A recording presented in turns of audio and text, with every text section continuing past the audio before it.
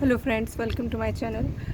Friends, मेरे पास regular questions आ रहे हैं हाइब्रिड ब्रिंका को लेकर। मैंने इस पे पहले डिटेल वीडियो बनाया है, अगर आप चाहें तो वो देख सकते हैं। मैं एक छोटी सी टिप दे देती हूँ इस प्लांट के लिए कि अगर आप हाइब्रिड ब्रिंका ख़रीद कर लेकर आते हैं, सदाबहार की जो वैरायटीज़ हैं वो ख़रीद कर लाते हैं, तो देखिए जब हम पौध लेकर आते हैं वो लोग कोकोपीट में तैयार करते हैं। जो बीच में रूट वॉल होता है वो कोकोपीट में रेडी होता है, और जो मैंने नोटिस किया है कि वो जब बहुत ज़्यादा दिन हो जाते हैं तो धीरे धीरे करके वो रूट बॉल की जगह जो कोकोपीट होती है वो प्लांट को ओवर वाटरिंग की वजह से गलाना शुरू कर देती है, और पौधा धीरे धीरे करके स्टेम येलो होती है और मरना स्टार्ट हो जाता है।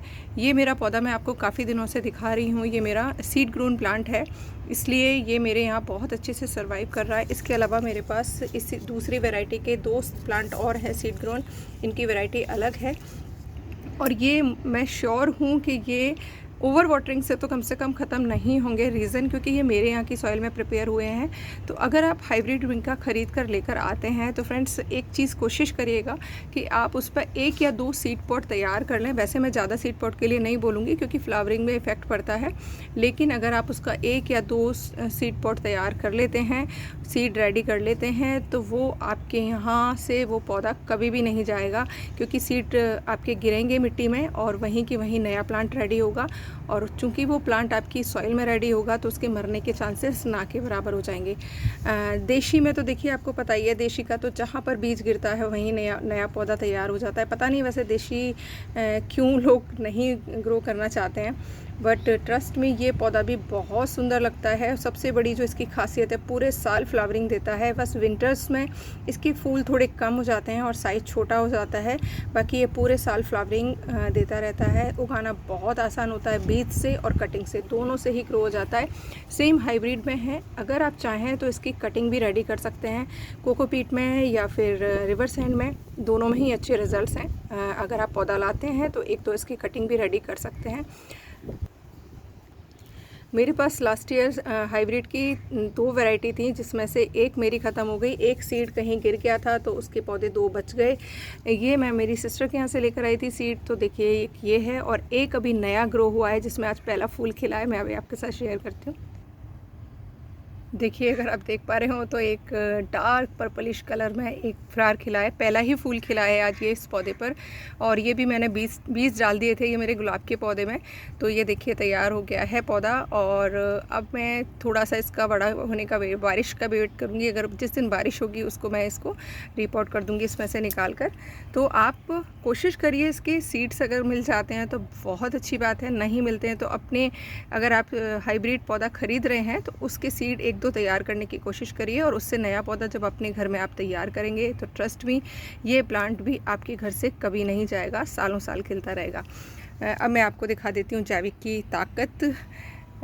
ऑर्गेनिक, बहुत से लोग कहते हैं कि फ्लावरिंग नहीं होती है या उतनी फ्लावरिंग नहीं होती है, तो देखिए मैंने तो अपने मरते हुए पौधों को बचाया है सिर्फ किचन वेस्ट कंपोस्ट और लीफ कंपोस्ट से, और मेरे यहाँ विंटर्स वाले फ्लावर्स भी रेगुलर खिल रहे हैं। देखिए हाइब्रिड विंका, जो कि इन दिनों में आपको किसी भी पौधे वाले के पास नहीं मिलेगा, लेकिन मेरे यहाँ ये रेगुलर ब्लूम कर रहे हैं। फ्लावरिंग कम होती है, इतनी ज़्यादा नहीं होती जैसे विंटर में होती है क्योंकि गर्मी बहुत तेज़ है, लेकिन होती रहती है रेगुलर। देखिए इधर गुलाब, देशी हो या हाइब्रिड, हाइब्रिड का साइज़ देखिए बहुत छोटा हो जाता है, 4-5 पत्तियां रहती हैं लेकिन खिलते रहते हैं रेगुलर, और कलियां देखिए एक ही उस पर 5-5 कलियां आ रही हैं। अगेन फ्लावरिंग का साइज़ छोटा हो जाता है, पत्तियां बहुत कम हो जाती हैं, लेकिन रेगुलर फ्लावरिंग होती रहती है। तो फ्रेंड्स, अगर आपने नहीं स्टार्ट किया है तो प्लीज़ कंपोस्ट अपने घर के वेस्ट को मैनेज करना स्टार्ट कर दीजिए।